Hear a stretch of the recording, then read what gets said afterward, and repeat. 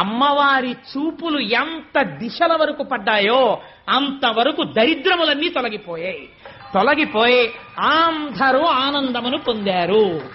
లక్ష్మీదేవి జన్మించింది ఆనాడు పాలసముద్రం దగ్గర ఉత్సవం జరిగినట్టు జరుగుతోంది.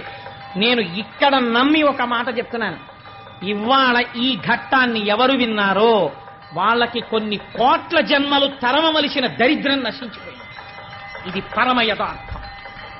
అందుకని ఆ తల్లి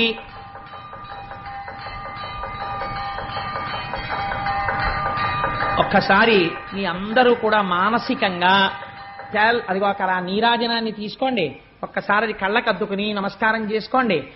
స్వామి త్రిమూర్త్యాత్మకమై దత్తాత్రేయుడై ఉన్నాడు. చక్కటి జేగంటలు మోగే ఈ దేవాలయంలోను అటువంటి పరమ పవిత్రమైనటువంటి లక్ష్మీదేవి యొక్క ఆవిర్భావము జరిగింది. ఇంకా దేవేంద్రుడికి